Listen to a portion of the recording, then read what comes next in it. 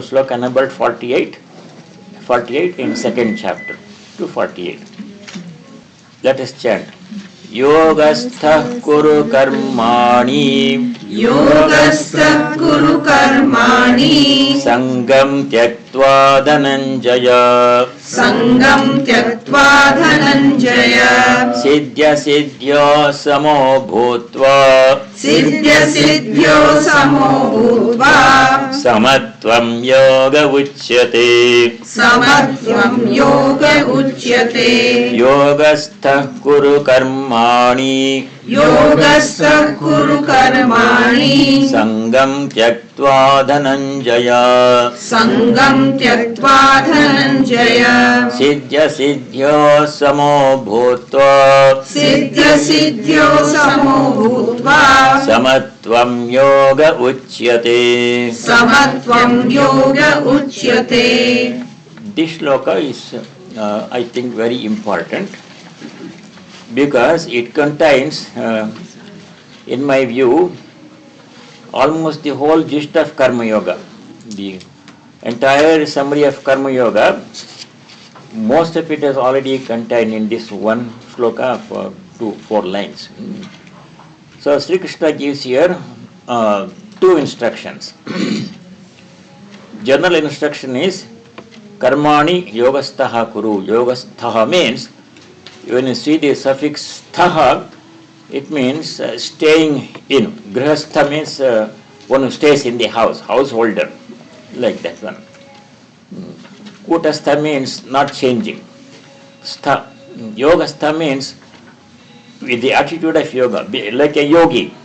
Just like as a yogi would perform, you perform all action. Yogastha kuru karmani. But yoga means so many different meanings are there. Yoga, these days it has for a different meaning. So what does yoga mean? Yogastha means what exactly I should do, how should I do my work. So explains it in by giving 2 additional instructions. First instruction is Sangam tyaktva. Second instruction is Siddhya siddhyo samo bhutva.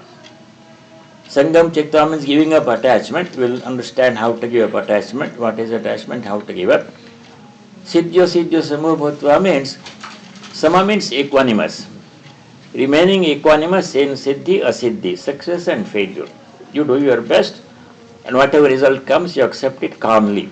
Because as we've seen before many times, we have no power to control the outcome of our work. So many other factors come into play besides what we do, and it alters the whole situation, and we do our best, but still project doesn't succeed. That is our daily experience. We don't have to read it in books. Every day in our life, no matter what field you are in, we notice that result is not entirely controllable or even predictable. You can predict with some probability, but whether it will happen, more will happen, less will happen, or nothing will happen, we have no power to control the outcome. So what is the solution? First solution, Sangam tyaktva, first solution.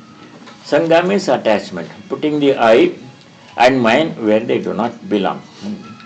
So in regard to karma, in regard to people also, we have to give up attachment. In regard to place, we have to give, this is my place, becoming attached to it. I don't want to move from here. And becoming attached to people, places, objects. This is my house, my car, my money, and becoming attached to work. This is my work. I don't want anybody else to do it. It's territorial nature. Sangam means attachment to work and its results. How to give up? You already know the answer. There are 3-4 ways to give up attachment. The worst situation, position to take is I am the doer and I must get the result. Ahankara vimodhatma karta hamiti manyate. That we don't want. We want to practice detachment because that gives us peace and equanimity. Second possibility is doing all our actions and offering it to God. When you offer something to God, then you have no attachment to it. You have given it away. Whatever work you have done and the result thereof, you are offering it to God. That Sri Krishna says in several places. One place where he says is was Maya sarvani karmani sanyasya, dedicating all actions to me. Several places he says that. And then famously in the ninth chapter he says, Yat koroshi yadashnasi, tat kurusha madarapan, to do an offering to me. So that is where to give up attachment. The highest way, also the most difficult way to give up attachment, to say that I am not the doer at all. Naiva kinchit karomi. That is a very high position, difficult for most of us to take, because we have the notion that we are the doers. So we have the distinct notion that we are the doers. So we want to keep the I. We cannot completely eliminate it, because we are attached to body and the mind, personality, etc. We are not at this stage where I can say I am the Atman, I am the Brahman. We are not there yet. Therefore, we keep the I, but make it subservient. I am the doer, but I am doing it as an offering to Him. I am the doer, I am doing it as a worship of Him. I am the doer, but I am only instrument, He is the doer. That instrument also position we can take. That comes in the 11th chapter, 11:33. Sri Krishna says, Nimitta matram bhava savyasachi. Arjuna was thinking, oh, I am the doer, I have to go kill all these people, Bhishma, Drona, Karna, Duryodhana, Dushas, and all these people. How can I do that one? I am the doer, like this he was thinking, I am the doer, etc.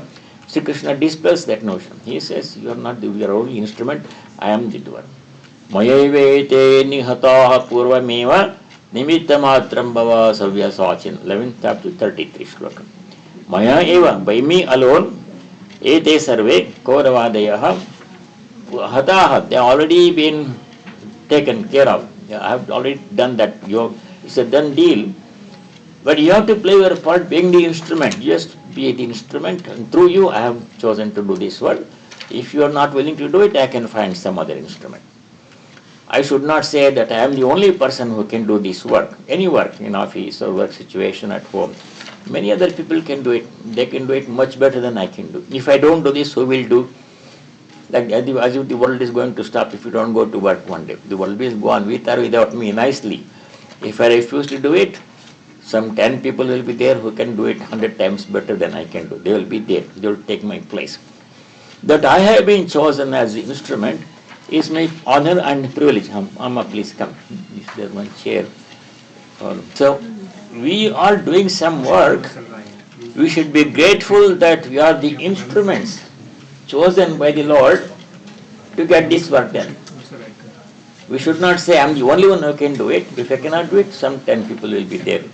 These are different ways to give up attachment. Sangam tyaktva. Whichever way works for you. You can keep the I and give it the position of a servant. You can keep the I am the doer, but I am doing it as an offering to God. I am the doer, but I am doing it as worship of God. I am doing it, but I am only an instrument. He is the real. I am the pen. He is the writer. If this pen does not work, I will put it aside and take a better one which works. He is the doer. These are different ways in which to practice detachment. Sangam tyaktva. I have a friend, not in here, in some other state. He told me how he was laid off. He had an engineering job. He's a PhD in engineering. And he was working for a company.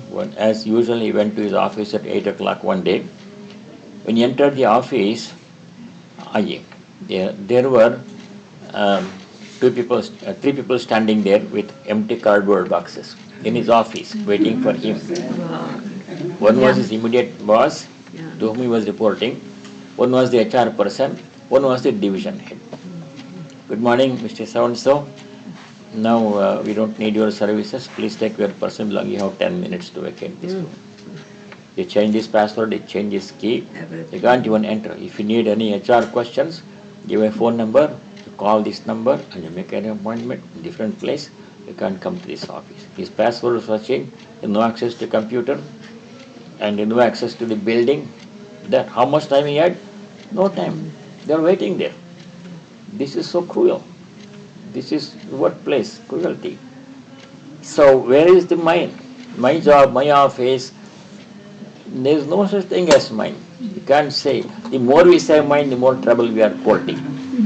Sooner or later, otherwise you voluntarily take retirement. Some way sooner, one way or another, separation will come. Not only with work, from people, from property, from work, from house, from money, from body, separation will come. Therefore, as long as it is there, you use it, do the best you can, be ready when the time comes, when the call comes, ready to go. Until then, you do the best.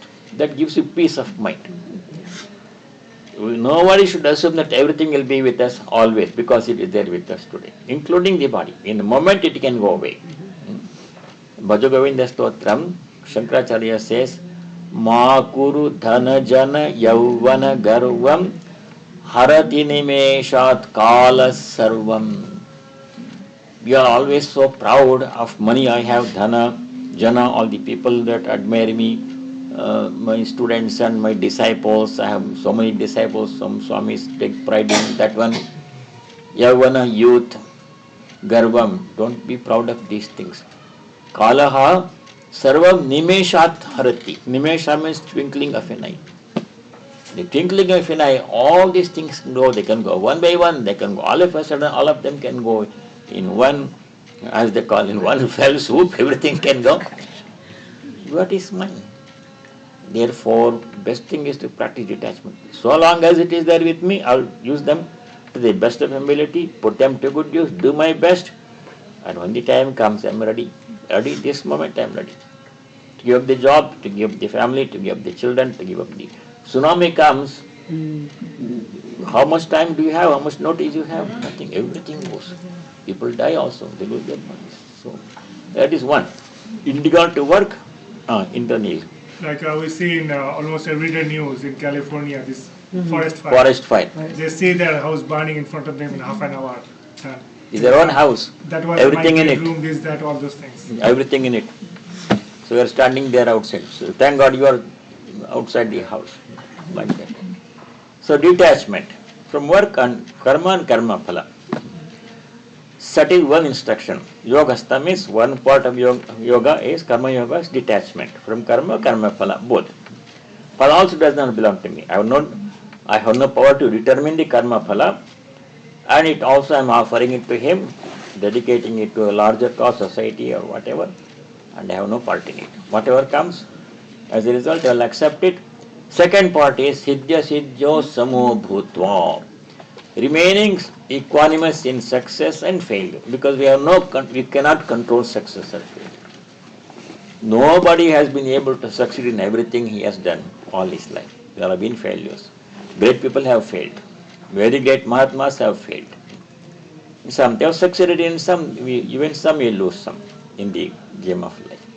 Therefore, whatever comes, we be ready to accept it, but we have to do our part better. The failure should not be due to something that I did not do properly. It is due to other causes beyond my control, for which I have no control. So I did my best. This is what came, the result. I am accepting it calmly and go on to the next job. That is the karma yoga. Yogastha kuru karmani sangam tyaktva dhananjaya siddhya siddhyo samo bhutva samatvam yoga uchyate. Samatvam means equanimity is the essence of yoga. Samatvam yoga uchyate. Anything else you want to add on the shloka? So I've done my part. Next month it is somebody else's turn. Next month means next time when we meet. November. Okay. Now we go to shloka number 12. Chapter 20. 7 to 11 is one unit. 7 to 11. Namaskar. Shloka 7 to 11, it indicates, it shows the signs of knowledge. In the Gospel of Sri Ramakrishna, in the first chapter, Sri Ramakrishna explains what is jnana, what is ajnana, in a very interesting way. This Mahendranath Gupta, who is known as M by the abbreviation, first letter of his name, he went to see Sri Ramakrishna on cold February morning, and then the conversation happens. And Sri Ramakrishna had to prepare Yam's mind to receive the message because Sri Ramakrishna knew that he was the apostle. His job was to take down, record accurately and propagate it to the whole of humanity later. But M may or may not have known at that time. He just went there, made some notes. He had no idea that one day his diary will become the gospel of Sri Ramakrishna, translated into many languages, studied by many devotees. He had no idea at that time. So, to prepare his mind, M's mind, Sri Ramakrishna asked some questions to prepare M's mind. One question he asked was, in a very innocuous way, Sri Ramakrishna asks, what kind of person is your wife? Is she a jnani or ignorant? He asked like this. M immediately falls into the trap. It was a trap Sri Ramakrishna set up. So readily M falls into the trap. M says, M had gone to Western education, he had a master's degree, philosophy, everything. He was a principal of a junior college, and he thought he was educated, knowledgeable person. His wife had not gone to school. Those days women were not going to, beyond primary school, they were not going to school. That was the custom those days. So he says, I'm afraid she is ignorant. He said, M says, immediately Sri Ramakrishna rebukes him. You are a jnani? You are calling her ignorant? You are a jnani? He says like that. And M was taken aback. Then when that rebuke came, quickly it came, sharply. You think you are a jnani? You call your wife ignorant? A jnani? Then M becomes confused and his ego is hurt. So Sri Ramakrishna explains, knowledge means knowledge of Atma, knowledge of God. Knowledge of the world is only secondary knowledge. In the Upanishad, two kinds of knowledge have been described. What are they? Paravidya, aparavidya. Parayaya tadaksharam adhigamyate. Paravidya is that by which that imperishable, infinite Brahman is known. Aparavidya is knowledge of the world. There is a big difference. Both are necessary. Dvevidya, veditavya. We should get both. We should get worldly knowledge, get some degree, some diploma, some professional qualification. We should practice. It is necessary. Otherwise life will not be complete. Everybody cannot be like Laktu Maharaj with no worldly education. But it's not enough. It's only part. More important is paravidya, knowledge of the self. That is true knowledge. In these 7 to 11, how many? 5 slokas.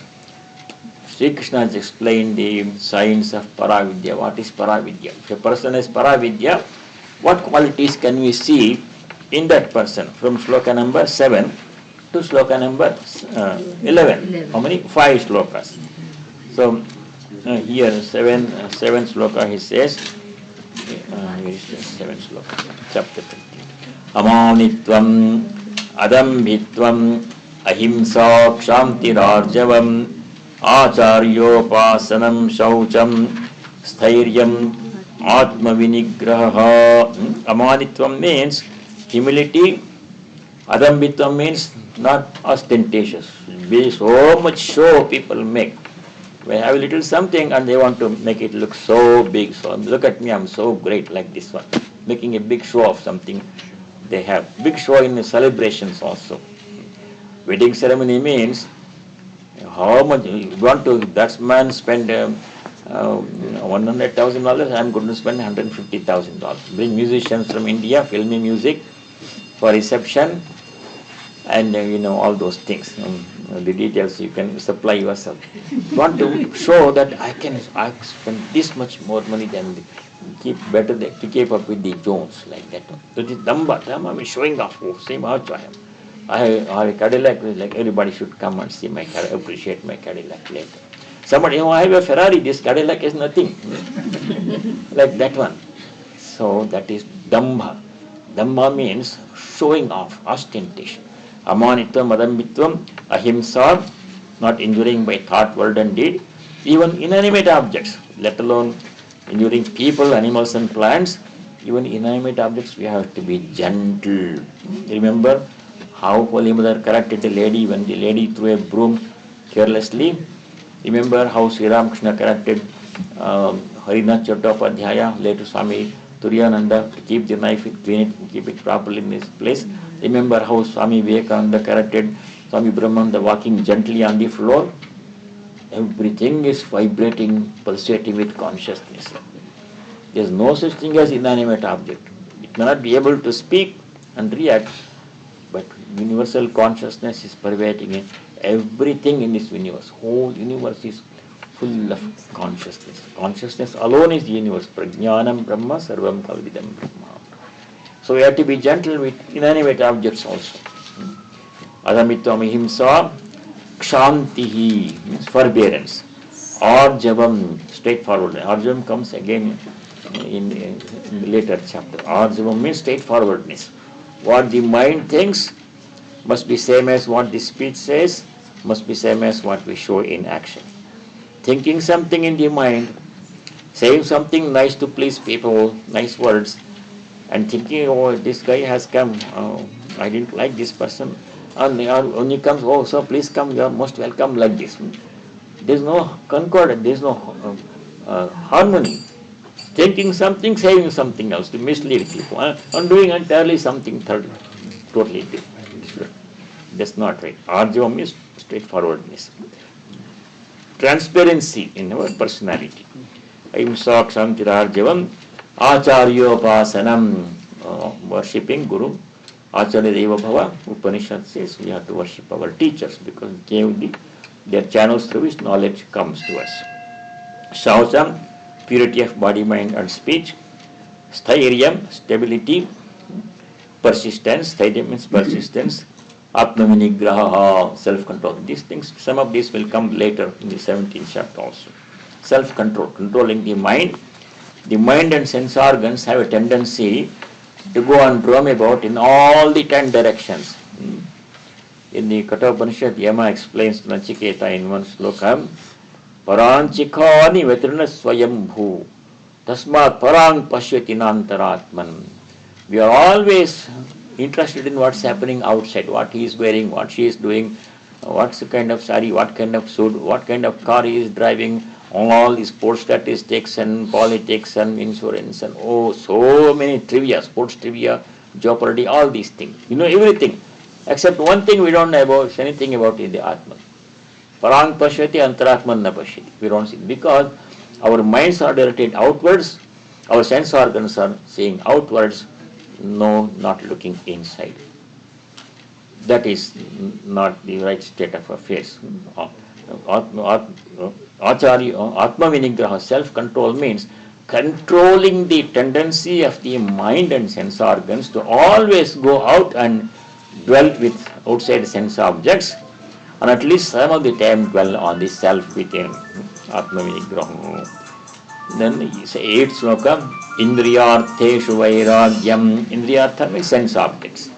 Always is attraction to hold on to something, to eat something, to drink something, to say something, to go someplace, to have something. Always engagement sense objects. All the time. Multiple sense objects at the same time. What happens to that extent? To the extent you are engaged outwards with outward sense objects, to that extent you are away from the self within. So Indriyartheshu vairagyam, developing detachment, inward detachment towards sense objects. Vairagyam, Indriyartheshu vairagyam, anahankara evacha, absence of reducing egoism. Janma mrityu jara vyadi dukkha doshana darshanam, constantly or periodically dwelling on the miseries of birth, janma, mrityu, death, jara, old age, yadhi, disease, dukkha, all kinds of unhappiness comes to human being. Animals also have, but they cannot do much about it. They are simply working out their karma. So, what is the use of this life unless we give it some purpose and try to achieve that purpose? Otherwise, we also are born. Everybody is mechanically born. live their lives, do the same things, go to work, make money and family, and one day old age will come, then disease will come, then story will end. Life after life after life, the same scenario is continuing. At some point we should say, no, this is enough. We have to seek a higher purpose in life. We have to pursue a higher goal in life. We have to know our true nature. That reversal, that change has to be made. Dharmamriti Jaravajya Kodosana Darshanam Asakti Ranabhishwangaha Putradara Grahadishu. Detachment and not clinging on to all the possessions, including progeny, putra, dara means wife, it can mean spouse, wife or husband. Grihadishu, house and other things, house and car and job and money and property, possessions and all. Some people have the habit of collecting things, stamp collecting, coin collecting, rock collecting, and so many things. They become so much attached to it, they hold on to it. How long can they hold on to it? One day separation will come. Either I will be intact and those things will go away, or those things are intact and I have to leave and go away. One way or other separation comes. Therefore, absence of attachment. As long as it is there, keep it, maintain it good condition, use it, but be ready when the time comes, when the separation comes. I knew one day separation will come, I am ready, no pain. Attachment means pain. Detachment means no pain. Asavi Putradargahadishu Nityam cha samachittatvam ishtanishtopapatishu. Ishta means something agreeable, something that we like. Anishta means something that we don't like. Upapatti means accruing. In life, everybody's life is a combination of ishta and anishta. Something good happens, we are happy. Something bad happens, we are unhappy. That's the story of human life. You take anybody's life, even the strongest person, the greatest emperors, they also had to suffer defeat. The wisest people, the richest people, everybody has to have some pain, some negative aspect, some defeat, some problem in their life. And good things happen, in also bad things happen. Whatever happens, I am going to remain unaffected and accept both equanimously. Sukha dukkhe same kritva labha labhau jaya jayau. So all these things, pain and pleasure, gain and loss, praise and blame, they are all inevitable in everybody's life. These are called dvandva, pairs of opposites. Whatever happens, I am going to remain unaffected. I will accept it calmly, do my best, and remain unaffected. As unaffected, steady as possible. That steadiness. Ishtanishtapapatishu samachittatvam. Then 10th sloka. Maicha ananya yogena bhaktirabhya vicharani. Yet unswerving devotion to me without attachment to anything else. God only is truly mine. I have to know God, I have to get close to Him, I have to become one with Him, I have to worship Him, I have to have devotion to God. God is the most important thing. Vivikta desha sevitvam, tendency to go to solitude every now and then. Solitude means physically solitude is not enough. But nowadays, with all these modern gadgets, people go to Ganges retreat. Every 5 minutes some cell phone is ringing. Some texting is happening, something is happening, some message is coming, some message is going. There's not solitude. Physically you are away, but in constant communication with other people, other things, that's not solitude. Solitude means really disconnecting yourself completely, at least for a short time. May not be practical for everybody all the time, but as much as possible. Maichanin yogena vivikta desha sevitam aratir jana samsadi. Lack of interest in huge crowds, big parties, and something like that. Woodstock. The hundreds of thousands of people gathered there. What happens there? You don't want to even think about it. So remaining quietly in your own home, in your own study, in your own puja room, studying something, thinking about something profound, something meaning and purpose of life is better than going into that crowds. Aratir jana samsadi. 11th one, adhyatma jnana nityatvam, constantly dwelling on the nature of the self. Adhyatma jnana. Tattva jnanartha darshanam, perception of the content of philosophical knowledge. What is the object of Adhyatma Jnana? Tattva Jnana. Tattva means reality. What is that we study in the Upanishads? What subject matter of Upanishad? Only one word. All the Upanishads talk about only one thing in different ways. What is that one? Atman, Brahman and Atman. That's it. That's the purpose of all studying the Upanishad, to know the nature of that one, to know our identity, experience our identity with that one. Keeping that constantly in mind. Ajjat jnananititvam tattva jnanartha darshanam etad jnanamiti proktam. All these qualities listed from 7 to 11, it is called, all these are signs of knowledge. Paravidya. Lakshanasa paravidya. Yadatonyatha ajnanam. Anything opposite to that is ajnana. Two kinds of knowledge. Worldly knowledge. You have to have worldly knowledge. You have to become qualified in some profession, some subject for necessary for life, but it's not enough. The problem with worldly knowledge is it quickly fades away unless you constantly keep on reading research journals. Once you take retirement from your job, you may be at the top cutting edge of research, contributing to the advancement of knowledge in your field, but once you retire and stop going to lab or stop reading latest research reports, gradually and very rapidly whatever you have studied will fade away from the mind. Old age comes, whatever worldly knowledge we have acquired will quickly fade away. So forgetfulness will come. Can't remember anything in old age. I'm the good example of that one. Slokas and things which I could remember, very difficult to recollect now. That will come. Worldly knowledge. On second problem with worldly knowledge, the knowledge itself is changing. There is no final word about the nature of the world. Some research report comes, coffee is good for you. It prevents cancer, all those things. Another report comes, coffee is bad for you, it increases blood pressure. So same thing about sodium, something about chocolate. What do you do? The nature of knowledge itself is changing. So there is nothing fixed about it. And even that knowledge fades away unless you constantly keep it in your conscious memory, study that one. But once you get paravidya, there is no forgetting. You can't forget your own divine nature. Once you know you are divine, there is no way, it's beyond the mind. There is no way to forget it.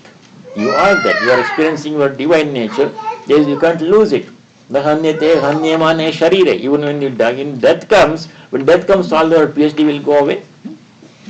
Right? Supposing somebody has a PhD, somebody has a master's degree, and then he works in some field and retires and passes away. Next time when the person is born, he cannot apply for PhD. He has to go to ABCD 1, 2, 3, 4, preschool, kindergarten. You can't go to the graduate school and say, last life I did MS, now give me admission to PhD. No, sir, it won't work. It's only good for this life. Not even good for until end of this, even before life ends, knowledge will, our awareness of knowledge, worldly knowledge will end. So it's a temporary nature. And knowledge itself is changing, nothing fixed about it. Nature of Atman does not change. Paravidya, there is no change in Vidya itself. Aparavidya, Vidya itself keeps changing. Knowledge of the world, some people said the world is flat. Everybody believed it. And then somebody said, no, world is not flat, it is round. Oh, our knowledge became better, more accurate knowledge. That's happening even today. Somebody said the earth is in the center of the universe and sun is revolving around the earth. And somebody said, no, that is not true. Sun is the center of the solar system, earth is moving around that one. So what do you believe? So he believes something, and 10 years later somebody publishes something else. No, that is not true. This is the truth. Constantly, that's nature of science has to grow like that. It can't be static. Science has to be open-ended. It has to grow. That's the nature of science.